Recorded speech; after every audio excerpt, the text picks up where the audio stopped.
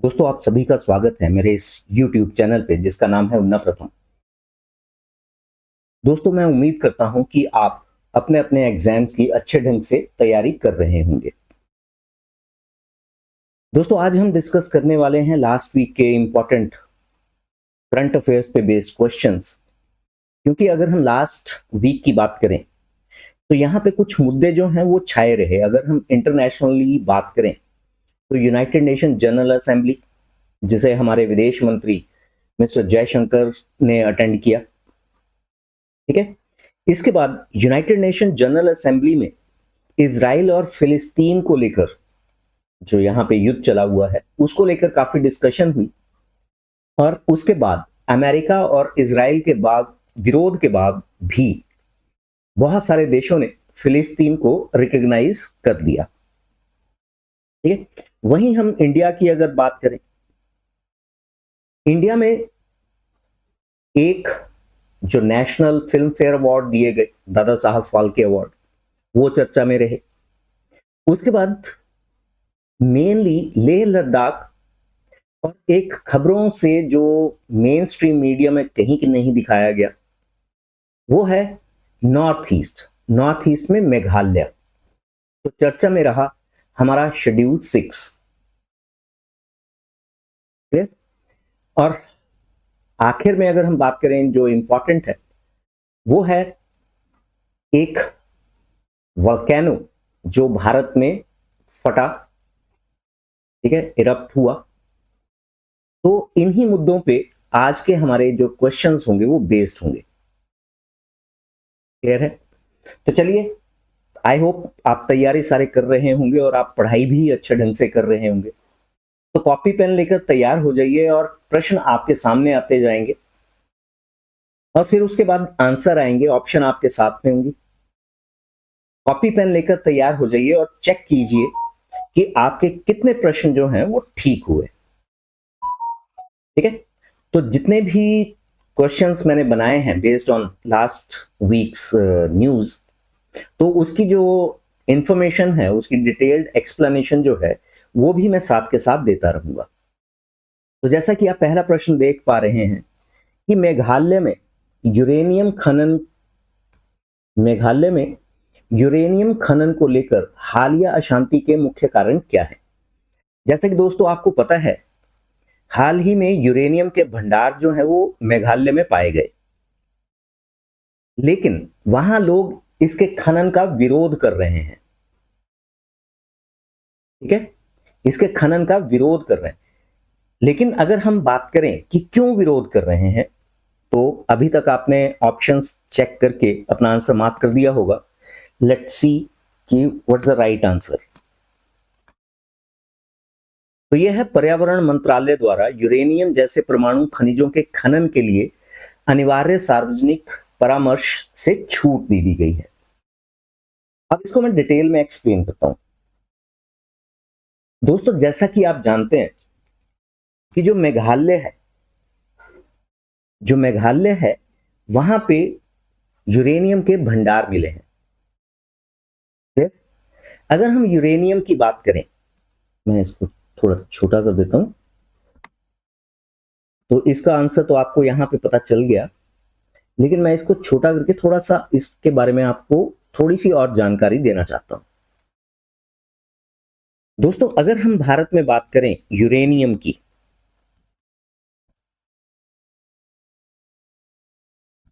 की बात करें तो यहां झारखंड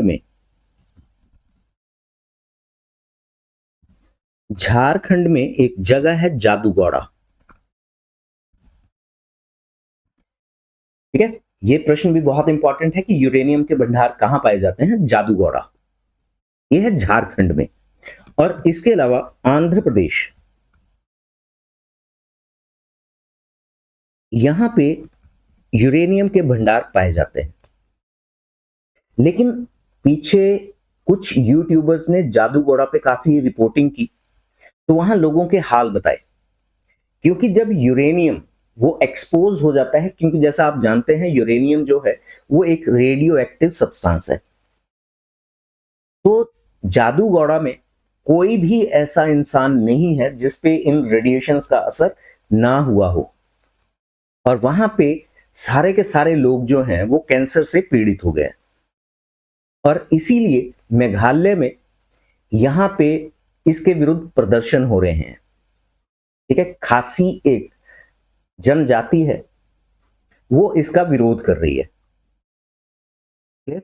अब जैसा मैंने पहले आपको बताया कि शेड्यूल 6 जो है वो चर्चा में रहा, तो यहां पे शेड्यूल 6 की बात कर लेते हैं।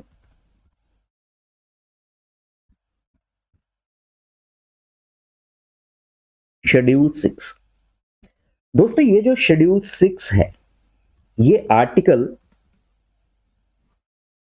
244 सब सेक्शन 2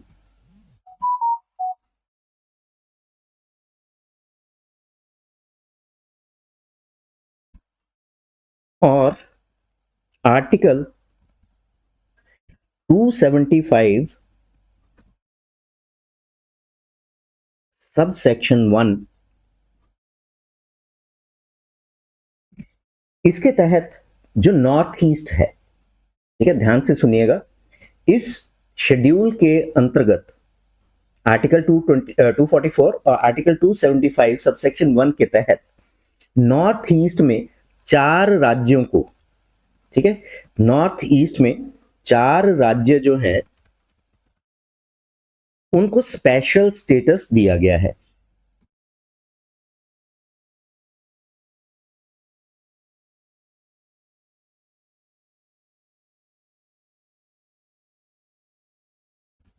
ठीक है जी। अब ये 4 राज्य हैं कौन से, तो इसमें ATM, ये आप शॉर्ट फॉर्म याद रखें, ATM आप बोलेंगे ये तो 3 हुए, तो एक for money, ATM for money. यहां पे A stands for Assam,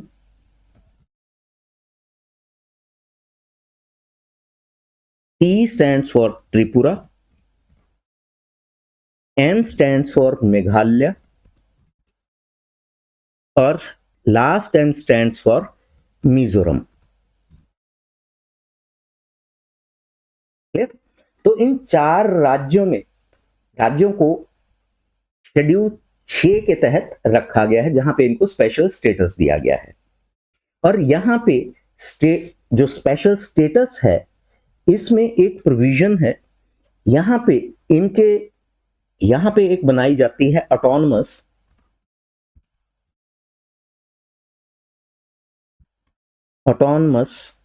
district councils,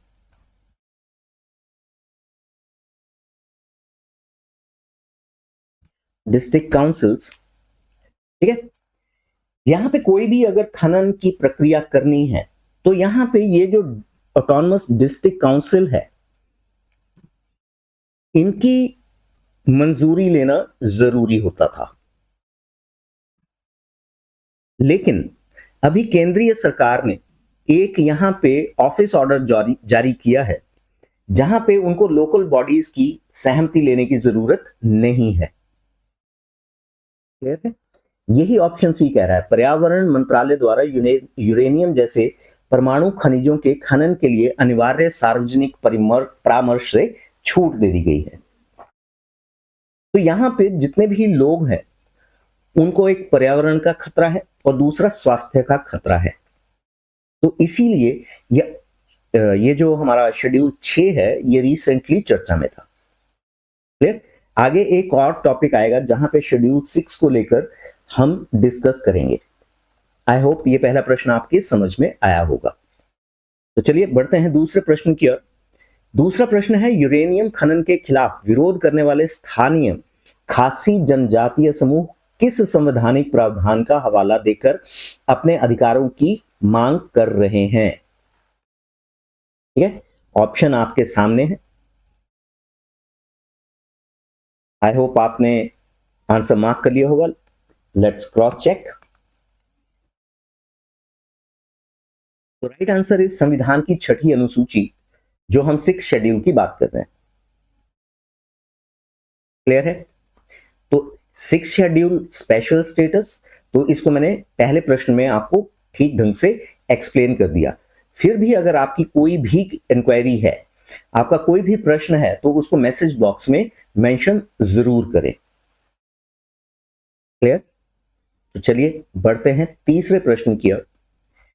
तीसरा प्रश्न है, उस स्वदेशी पनडुब्बी कार्यक्रम का क्या नाम है जिसका लक्ष्य एयर इंडिपेंडेंट प्रोपल्शन एआईपी से लैस 6 उन्नत डीजल और इलेक्ट्रिक पनडुब्बियों का निर्माण करना है।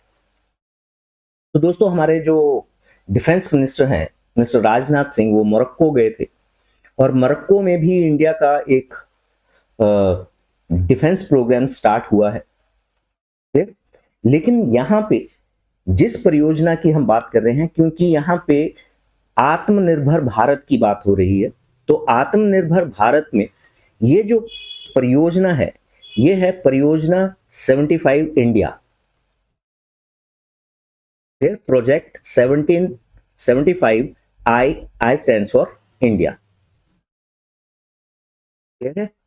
यहां पे एक लक्ष्य जो इंडियन नेवी ने निर्धारित किया है, इंडियन नेवी चाहती है कि 200 शिपयार्ड्स जो हैं वो उनके पास होने चाहिए। तो इसी पे ये प्रोग्राम चला हुआ है। क्योंकि नेवी एक ऐसी पावर है जहां से इंडिया, चाइना, पाकिस्तान को काउंटर कर सकता है। क्लियर? चलिए बढ़ते हैं चौथे प्रश्न की ओर। और हमारा चौथा प्रश्न जो है, 71वें राष्ट्रीय फिल्म पुरस्कारों में 2025 में जो हुए हैं, में सर्वश्रेष्ठ फीचर फिल्म का पुरस्कार किस फिल्म ने जीता है? तो दोस्तों, यहां पे एक सप्लीमेंट्री क्वेश्चन यहां से ये निकल के आता है, ये वाला, कि कौन सा राष्ट्रीय पुरस्कार दिए गए, तो 71st, तो आपको ये भी याद रखना है। क्लियर? ऑप्शन आपके सामने है, जवान, the Kerala story, twelfth fail, Mrs Chatterjee versus Norway. तो चेक करते हैं राइट आंसर। तो ये है ट्वेल्थ फेल। दोस्तों, ट्वेल्थ फेल एक ऐसे आईएएस अधिकारी पे आधारित है जो एक ट्रू स्टोरी है। तो मैंने पहले भी बोला था कि ये पिक्चर आपको जरूर देखनी चाहिए। ठीक है? तो बेस्ट फीचर फिल्म जो है वो दिया गया है ट्वेल्थ फेल को। अगले प्रश्न की ओर बढ़ते हैं, और वो भी राष्ट्रीय फिल्म पुरस्कारों पे ही आधारित है। 71वें राष्ट्रीय फिल्म पुरस्कारों में सर्वश्रेष्ठ अभिनेता का पुरस्कार संयुक्त रूप से किसे प्रदान किया गया है? ऑप्शन है शाहरुख खान फॉर जवान मूवी, यहां से supplementary question, Vikrant Massey twelfth fail, Allu Arjun Ajay Devgn, Ranbir Kapoor Vicky Kaushal, Mohanlal या विजय राघवन। तो चेक करते हैं। Right answer is Shahrukh Khan Jawan movie के लिए। यहां से सप्लीमेंट्री क्वेश्चन बनता है कि शाहरुख खान को किस मूवी के लिए सर्वश्रेष्ठ एक्टर का, सर्वश्रेष्ठ अभिनेता का पुरस्कार दिया गया है। दोस्तों, ये पहली बार हो रहा है कि शाहरुख खान को राष्ट्रीय पुरस्कार दिया गया। क्लियर? और विक्रम मैसी को दिया गया है ट्वेल्थ फेल के लिए। क्लियर? चलिए बढ़ते हैं अगले प्रश्न की ओर। हमारा छठा प्रश्न है, किस दिग्गज अभिनेता को 71वें राष्ट्रीय फिल्म पुरस्कारों में भारतीय सिनेमा के सर्वोच्च सम्मान दादा साहब फाल्के पुरस्कार से सम्मानित किया गया?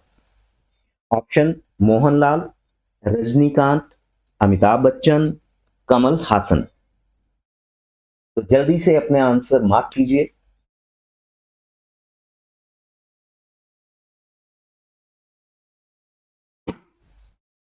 आई होप आपने आंसर मार्क कर लिया होगा। तो दोस्तों, ये हैं दक्षिण भारत की मूवीज, साउथ इंडियन मूवीज के सुपर हीरो मोहनलाल। इन्होंने 300 से ज्यादा मूवीज की हैं और सिनेमा जगत में इनकी कंट्रीब्यूशन के लिए इनको पुरस्कार दिया गया है दादा साहब फाल्के अवार्ड। अब दोस्तों, अगर हम दादा साहब फाल्के अवार्ड की बात कर रहे हैं, ठीक है,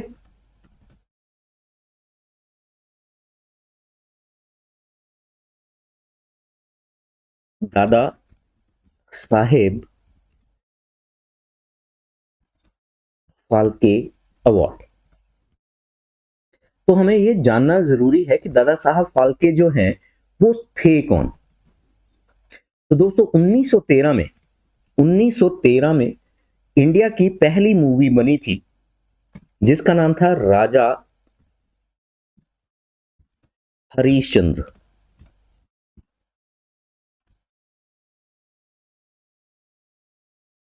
राजा हरिश्चंद्र, उसके जो डायरेक्टर थे वो थे दादा साहब फाल्के। ठीक है, इन्हीं के सम्मान में 1969 में दादा साहब फाल्के अवार्ड्स की स्थापना की गई थी। यहां पे मैं एक प्रश्न आपके लिए छोड़े जा रहा हूं कि 1969 में सर्वप्रथम दादा साहब फाल्के अवार्ड किसे प्रदान किया गया था? क्लियर? 1969 में सर्वप्रथम दादा साहब फाल्के अवार्ड किसको प्रदान किया गया था? तो आप इस प्रश्न को मैसेज बॉक्स में जरूर डालिएगा, और आप जितने भी प्रश्न आपके ठीक होंगे वो भी मैसेज बॉक्स में जरूर डालिएगा। ठीक है, चलिए बढ़ते हैं अगले प्रश्न की ओर। हमारा 7वां प्रश्न है, film Mrs Chatterjee versus Norway में अपना दमदार अभिनय के लिए सर्वश्रेष्ठ अभिनेत्री का पुरस्कार किसने जीता है? आलिया भट्ट, दीपिका पादुकोण, रानी मुखर्जी, अपर्णा बालामुरली।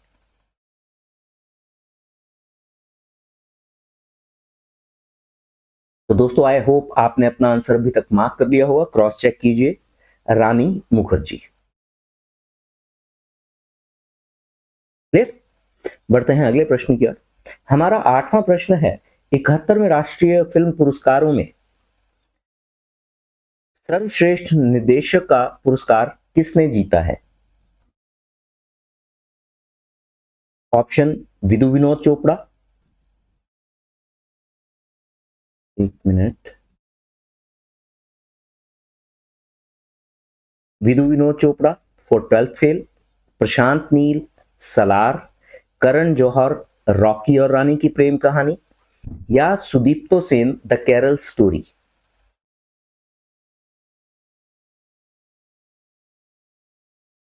आई होप आपने आंसर मार्क कर लिया होगा, क्रॉस चेक कीजिए, सुदीप्तो सेन द केरल स्टोरी के लिए। आई होप अभी तक आपने जितने भी प्रश्न किए होंगे वो मैं मान के चल रहा हूं कि आप न्यूज़पेपर रीडिंग कर रहे होंगे और आपके अभी तक सभी के सभी प्रश्न ठीक हो रहे होंगे। ठीक है, तो चलिए बढ़ते हैं अगले प्रश्न की ओर। हमारा 9th क्वेश्चन है, जीएसटी 2.0 का प्राथमिक लक्ष्य क्या है, जैसा कि सरकार ने इसे नागरिक केंद्रित विकास बताया है? दोस्तों जैसा कि आप जानते हैं, हाल ही में 15 अगस्त को मोदी जी ने भाषण दिया था, तो उसमें उन्होंने जीएसटी रिफॉर्म्स की बात की थी। ठीक है, और सरकार वर्तमान में इसे जीएसटी रेवोल्यूशन यानी 2.0 का इन्होंने नाम दिया है। तो इसको लेकर बहुत सारे राजनीतिक प्रश्न भी उठ रहे हैं कि अगर 8 साल के बाद आपको पता चला है कि जीएसटी जो है वो ज्यादा है, इसको कम किया जाना चाहिए, तो ये 8 साल पहले क्यों नहीं कम किए गए? तो ऑप्शन आपके सामने हैं और आई होप आपने इसको अभी तक मार्क कर लिया होगा अपना आंसर, तो चेक करते हैं। तो दोस्तों यह है कराधान को सरल बनाना और आम आदमी पर कर का बोझ कम करना, यानी जो टैक्सेस हैं उसको कम करना जिससे आम आदमी की बचत हो। क्लियर है? चलिए बढ़ते हैं अगले प्रश्न की ओर। हमारा 10वां प्रश्न है, संयुक्त राष्ट्र जलवायु सम्मेलन, ठीक है, conference of parties 30, conference of party, COP stands for conference of parties 30 किस देश और शहर में आयोजित होने वाला है? ऑप्शन आपके सामने है, Bharat, new Delhi, UAE Abu Dhabi, Brazil बेलेम, Azerbaijan Baku. तो दोस्तों आई होप आपने आंसर मार्क कर लिया हो, क्रॉस चेक कीजिए। 2025 में जो कोप 30 का जो सम्मेलन होने जा रहा है वो ब्राजील में होने जा रहा है और शहर का नाम है बेलेम। क्लियर? जैसा कि आपको पता है कॉन्फ्रेंस ऑफ पार्टी ये जलवायु पे आधारित होते हैं, ठीक है, कि पर्यावरण को कैसे सुरक्षित रखना है। चलिए बढ़ते हैं अगले प्रश्न की ओर। भारत ने कॉप 26 में अपनी जलवायु प्रतिबद्धताओं के तहत पंचामृत यानी यहाँ पे पांच घोषणाएं की थी। इसके अनुसार भारत का शुद्ध शून्य यानी नेट जीरो उत्सर्जन, कार्बन उत्सर्जन की बात हो रही है यहाँ पे, लक्ष्य किस वर्ष तक प्राप्त करना था? ठीक है, ये घोषणा जो है भारत ने 2026 में की थी। तो दोस्तों ये है 2070 कि 2070 तक पहुंचते पहुंचते इंडिया जो है कार्बन एमिशन जो है उसको पूरी तरह से कंट्रोल कर लेगा। यहीं पर 2026 में ही यहां पे 2026 में ही यहां पे भारत ने घोषणा की थी कि जो कार्बन की इंटेंसिटी है उसको 2030 तक, दोस्तों ये बहुत इंपॉर्टेंट पॉइंट है कि 2030 तक 45% तक इसको कंट्रोल कर लिया जाएगा, ये टारगेट रखा हुआ था। ठीक है, तो एक सप्लीमेंट्री प्रश्न यहां से भी बन सकता है कि भारत ने कोप 26 में जो टारगेट लिया हुआ था वो किस वर्ष तक लिया हुआ था? तो 2030। और कितने प्रतिशत रिड्यूस करने के लिए लिया गया था? तो ये इट वाज 45%। क्लियर? तो बढ़ते हैं अगले प्रश्न की ओर। इससे पहले एक और चीज मैं यहां पे बता दूं, यहां पे इंडिया जो है वो पेरिस जो समझौता है, ठीक है जी, पेरिस एग्रीमेंट, यहां भारत ने एक सुझाव दिया है कि जो पेरिस एग्रीमेंट है, पेरिस एग्रीमेंट का जो आर्टिकल 9.1 है इसको शामिल किया जाए। अब दोस्तों ये आर्टिकल बहुत इंपॉर्टेंट हो जाता है पेरिस एग्रीमेंट का, क्योंकि ये डेवलप्ड कंट्रीज जितने भी विकसित देश हैं, ठीक है, उनकी फंडिंग जो जलवायु प्रबंधन में है उसकी फंडिंग पे उनको ज्यादा कंट्रीब्यूट करना चाहिए, इस पे जोर दे रहा है। क्योंकि भारत का ये मानना है कि जितने भी विकसित देश हैं और आज की तारीख में वो विकसित कहलाते हैं, तो सबसे पहले तो पर्यावरण को उन्हीं ने नुकसान पहुंचाया होगा, उन्हीं ने फैक्ट्रीज चलाई होंगी, उन्होंने ही नेचुरल रिसोर्सेज को यूज किया होगा। तो अल्टीमेटली मेन रीजन जो वर्तमान में जलवायु का है वो उनमें मेन कंट्रीब्यूशन जो है वो डेवलप्ड कंट्रीज की है। और इसीलिए ये ड्यूटी बनती है डेवलप्ड कंट्रीज की कि वो इसके लिए ज्यादा से ज्यादा फंड्स प्रोवाइड करें, क्योंकि जितनी भी डेवलपिंग कंट्रीज हैं वो तो वर्तमान में कर रही हैं। क्लियर? तो भारत इस बात पे जोर दे रहा है कि पेरिस एग्रीमेंट का आर्टिकल 9.1 को इसमें शामिल किया जाए, ठीक है, जो मेन एजेंडा होगा। डन? आई होप ये चीज आपकी समझ में आ गई होगी। बढ़ते हैं अगले प्रश्न की ओर। 12वां प्रश्न है, भारतीय संविधान की 6ठी अनुसूची का प्राथमिक उद्देश्य क्या है? तो दोस्तों जैसा मैंने आपको पहले ही बताया था कि आज जो शेड्यूल 6 है वो काफी चर्चा में रहा। तो चर्चा में इसीलिए था क्योंकि स्पेशल स्टेटस, ठीक है, जनजातीय क्षेत्रों को, जितने भी ट्राइबल एरियाज हैं उनको एक इंडिपेंडेंस प्रोवाइड करना है, ऑटोनॉमी प्रोवाइड करना है, और उनकी संस्कृति, भूमि और पहचान की रक्षा करने के लिए 6 शेड्यूल प्रदान किया जाता है। उनको 6 शेड्यूल के अंदर रखा जाता है और उनको स्पेशल स्टेटस दिया जाता है। क्लियर है? यहां से बढ़ते हैं अगले प्रश्न की ओर। अब यहां पे जो मैंने पहले आपको एक्सप्लेन किया था कि संविधान की 6ठी अनुसूची वर्तमान में भारत के किन 4 राज्यों के जनजाति क्षेत्रों पर लागू है? तो दोस्तों मैंने आपको पहले ही बताया है, एटीएम मनी, असम, मेघालय, त्रिपुरा, मिजोरम। ठीक है, इसका ऑर्डर जो है उसको चेंज कर लीजिएगा। असम ए, टी पहले ले लीजिएगा, Tripura, Meghalaya and Mizoram, ATM money. Clear? तो चलिए बढ़ते हैं अगले प्रश्न की ओर। 14वां प्रश्न है, निम्नलिखित में से किस मुख्यमंत्री ने पहली बार इंग्लैंड में हाउस ऑफ लॉर्ड्स को संबोधित किया है?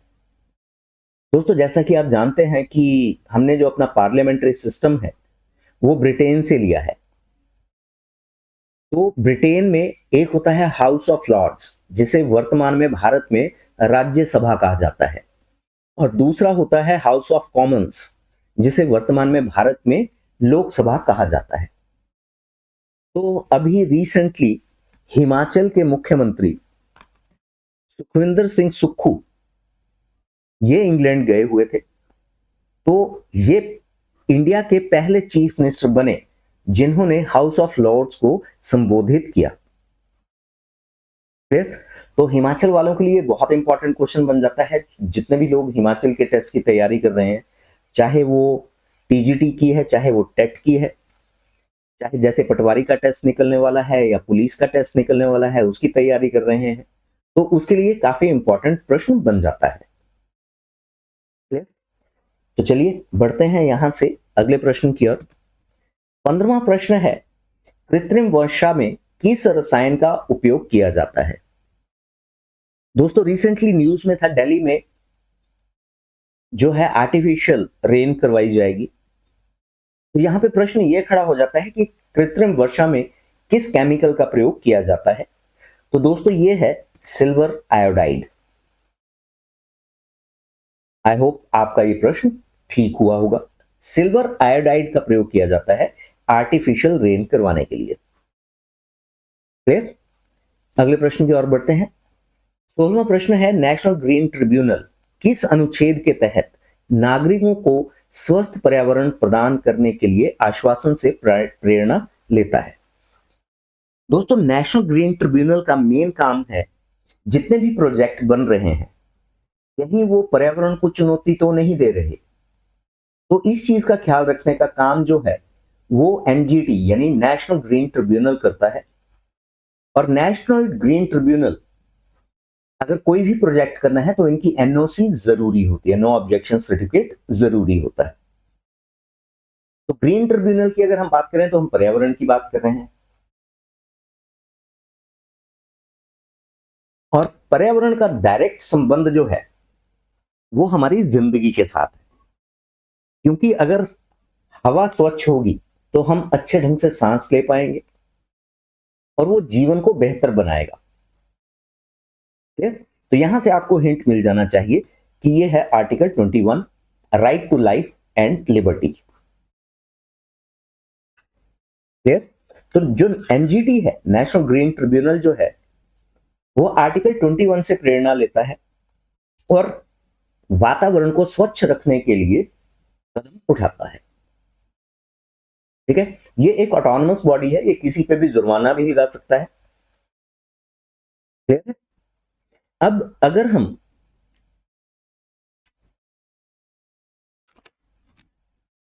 बात करें कि जितने भी सरकार के प्रोजेक्ट होते हैं तो क्या उनमें एनजीटी से परमिशन लेना जरूरी है, एनओसी लेना जरूरी है? तो दोस्तों बिल्कुल, चाहे वो सरकारी प्रोजेक्ट है चाहे वो प्राइवेट प्रोजेक्ट है, सरकार को या प्राइवेट जो भी काम करने वाला है उसको एनजीटी से एनओसी लेना जरूरी है। ठीक है, एनजीटी अगर चाहे तो जितनी भी वो स्टेट गवर्नमेंट से चाहे वो सेंट्रल गवर्नमेंट है उस पे भी वो जुर्माना लगा सकती है। तो चलिए बढ़ते हैं अगले प्रश्न की ओर। 17वां प्रश्न रिसेंटली न्यूज में था, बैरन आइलैंड, बैरन द्वीप जो हाल ही में विस्फोट के कारण चर्चा में रहा, भारत के किस केंद्र शासित प्रदेश में स्थित है? तो दोस्तों इंडिया में अगर हम बात करें तो एकमात्र जो एक्टिव वोल्केनो है वो कहां पर स्थित है? ऑप्शन आपके सामने है, आई होप आपने मार्क कर लिया होगा आंसर। तो ये है अंडमान एंड निकोबार में। ठीक है, तो बैरन आइलैंड जो है वो अंडमान और निकोबार आइलैंड ग्रुप में है।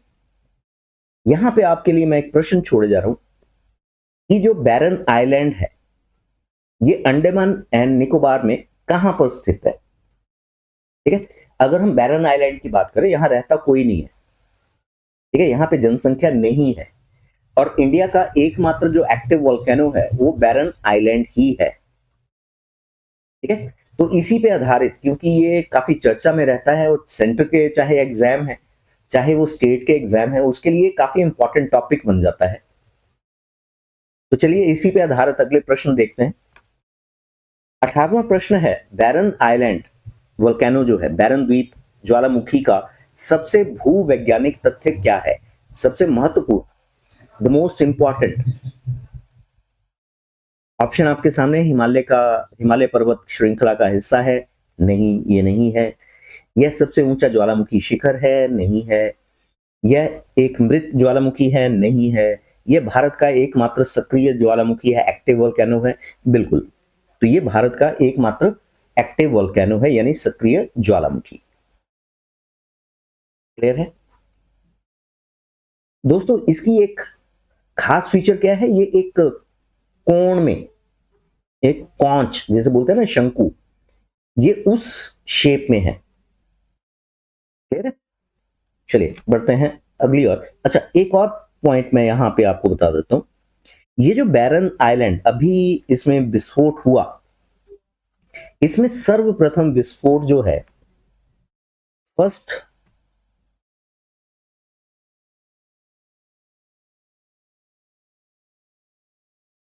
जो इरप्शन है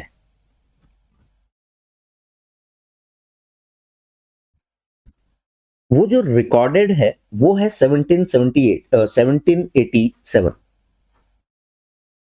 ठीक है, तो अगर क्वेश्चन ये आ गया कि ये जो बैरन आइलैंड वोल्केनो है ये सबसे प्रथम कब इरप्ट हुआ था, इसमें पहला विस्फोट कब ऑफिशियली रिकॉर्ड किया गया था, तो इट वाज इन 1787 में। क्लियर? चलिए बढ़ते हैं अगले प्रश्न की ओर। हमारा 19वां प्रश्न है, बैरन द्वीप किस सागर में स्थित है। ऑप्शन आपके सामने है, अंडमान सागर, बंगाल की खाड़ी, अरब सागर, हिंद महासागर। दोस्तों प्रश्न को अच्छे ढंग से पढ़िए। मेरा ये मानना है आपको बड़ी हद तक आइडिया जो है वो प्रश्न पढ़कर ही हो जाएगा। यहां पे देखिए सागर में पूछा गया है, किस सागर में स्थित है, तो बंगाल की खाड़ी तो ऑब्वियस डिलीट हो गया, बे ऑफ बंगाल। हिंद महासागर, क्योंकि सागर की बात हो रही है तो हिंद महासागर भी डिलीट हो गया, यानी ये ऑप्शन नहीं हो सकती। तो हमारे पास ऑप्शन बची दो, एक अंडमान सागर और अरब सागर। अब अगर हम अरब सागर की बात करें तो ये तो गुजरात की तरफ है, तो हमारे पास राइट ऑप्शन क्या बची, एक ही ऑप्शन बचती है हमारे पास, वो है अंडमान सागर। ठीक है, अंडमान निकोबार के बीच में, अंडमान निकोबार और म्यांमार के बीच में अंडमान सागर। क्लियर? तो स्ट्रेटेजिकली ये बहुत इंपॉर्टेंट हो जाता है। बढ़ते हैं 20वें प्रश्न की ओर।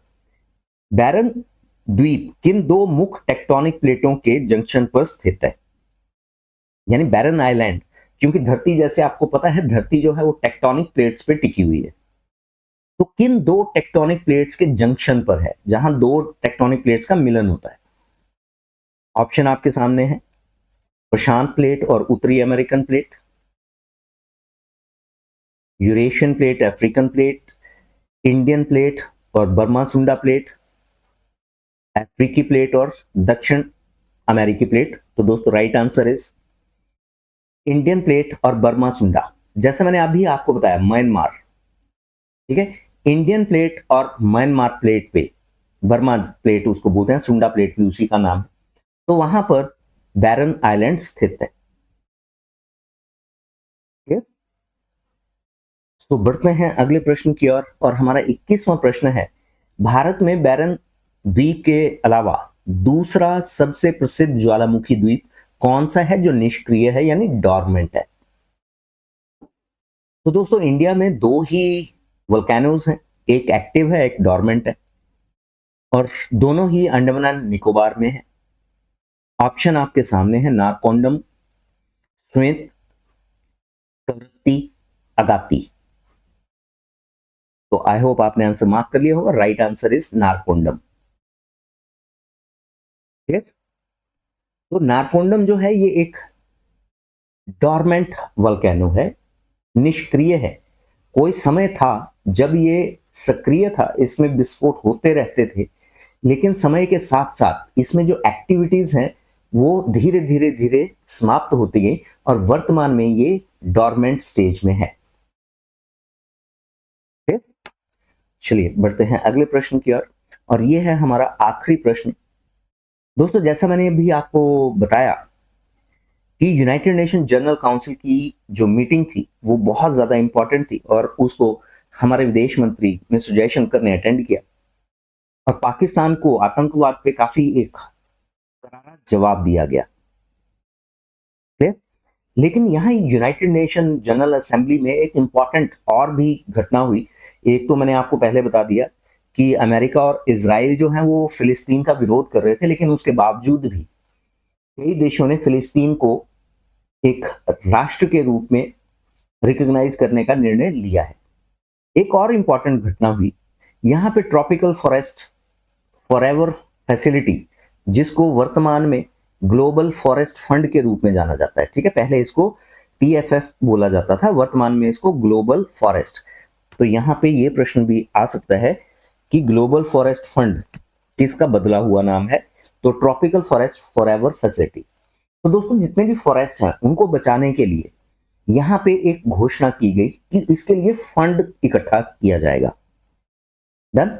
तो प्रश्न है, ट्रॉपिकल फॉरेस्ट फॉरएवर फैसिलिटी नामक ग्लोबल फॉरेस्ट फंड में $1 बिलियन का शुरुआती निवेश घोषित करने वाला पहला देश कौन सा है जिसने हाल ही में सुर्खियां बटोरी?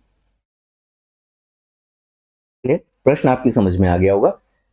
पूरे वर्ल्ड में वनों को बचाने के लिए, देखो, कोई भी अगर काम करना है, कोई भी प्रोजेक्ट करना है, तो उसमें मानव संसाधनों की जरूरत तो पड़ेगी ही पड़ेगी, लेकिन पैसा भी जरूरी है, क्योंकि जो भी फैसिलिटीज, जो भी लोग काम करेंगे उनको तो पैसा चाहिए। ठीक है, तो यहां पे ब्राजील पहला देश बना है जिन्होंने ग्लोबल फॉरेस्ट फंड में $1 बिलियन देने का शुरुआती जो निवेश है उसको अभी घोषित किया है, वो भी यूनाइटेड नेशन जनरल काउंसिल में। और जैसा मैंने आपको बताया, COP30 का जो होस्ट है इस बार, वो भी ब्राजील ही है। तो दोस्तों, आज के जो करंट अफेयर्स हैं वो यहीं समाप्त करते हैं।